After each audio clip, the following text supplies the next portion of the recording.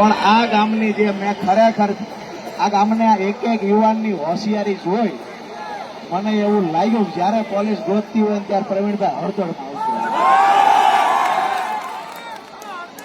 પેલી બાજુથી સમાચાર મળ્યા, હું બેઠો તો સમાચાર મળ્યા એક ગાડી બે આવે છે પોલીસની, તો એક ભાઈ મને પકડીને કે બેસી જાઓ મોટરસાયકલ. હું બેઠો ને એમને મારા માર આવડો કપા એમાં મોટરસાયકલ એક હાથમાં એ ભાઈને ફોન, આવી રીતે કપામાં મોટરસાયકલ છતાંય જવા દીધું. સામે જઈ અને બહાર દીધા, ફરતા આખા ગામ ફરતા છોકરા ઉભા રાખી દીધા.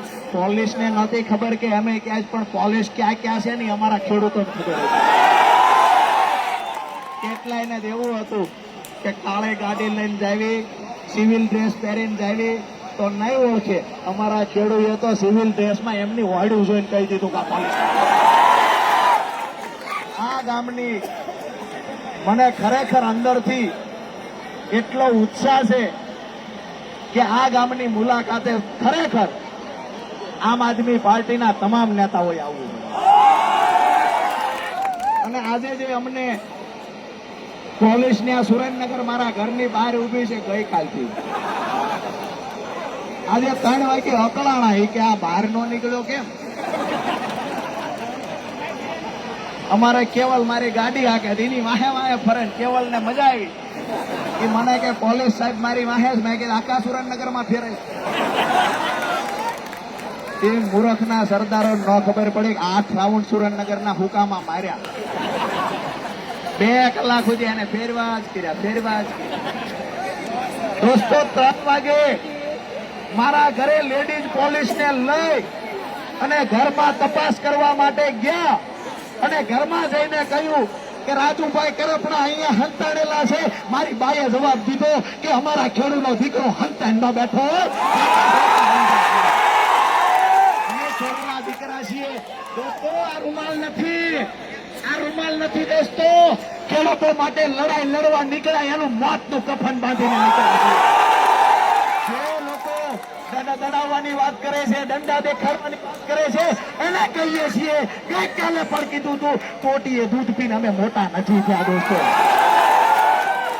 અને હવે કહીએ છીએ કોઈને ઉશ્કેરતા નથી, પણ હવે જ એની માએ હવાહેર મોટ કાઢી હોય. આપ સૌ માટે બધી વ્યવસ્થા આપણે સાંજે જેવી રીતે માર્કેટિંગ યાર્ડમાં ગોઠવી હતી એ મુજબ વ્યવસ્થા ગોઠવાતી જશે. આજુબાજુના ગામડામાં હવે મેસેજ આપી દો કે મહાપંચાયત થઈ ગઈ છે, પરિવર્તનનો શંખ વાગી ચૂક્યો છે. અને જેવી રીતે વિસાવદર વાળી થવાની વાત હતી, હવે ગુજરાતના તમામ માર્કેટિંગ યાર્ડની અંદર ગુજરાતના તમામ માર્કેટિંગ યાર્ડમાં બોટાદ વાળી થશે. અને આવનાર 2027માં તમામ વિધાનસભામાં બોટાદ. દોસ્તો અંદરથી પીડા ખૂબ છે. જ્યારે આપણા ખેડૂત માતાઓ બહેનોને જોઈએ છીએ, આપણા વૃદ્ધ મા બાપને જોઈએ છીએ, અંદરથી પીડા થાય છે. 60 વર્ષની ઉંમરે, 55 વર્ષની ઉંમરે જાણે 100 વર્ષના માજી થઈ ગયા હોય ને એવી હાલત એમની થઈ ગઈ હોય છે. શરીર તોડી નાખ્યું કામ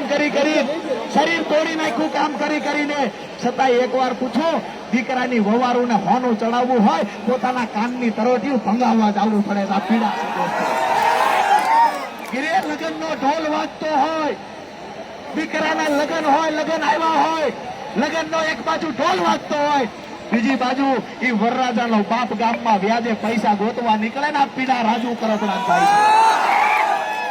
બહેનો હોનીની દુકાને જઈ પોતાનું હોનું ભંગાવે છે, આ પીડા થાય છે. અને આ તમામ પીડાઓનો એક જ રસ્તો છે કે યાર્ડના સત્તાધીશો જે ખેડૂતોને લૂંટે છે એને અહીંયાથી દૂર કરવા અને આવનાર સમયની અંદર તમામ વિધાનસભાઓની અંદર, તાલુકા જિલ્લા પંચાયતની અંદર બોટાદ વાળી કરવાનો સમય પાકી ગયો છે. દોસ્તો વધારે વિશેષ કાંઈ વાત નથી કરવી, પણ આજે અહીંયા ઉપસ્થિત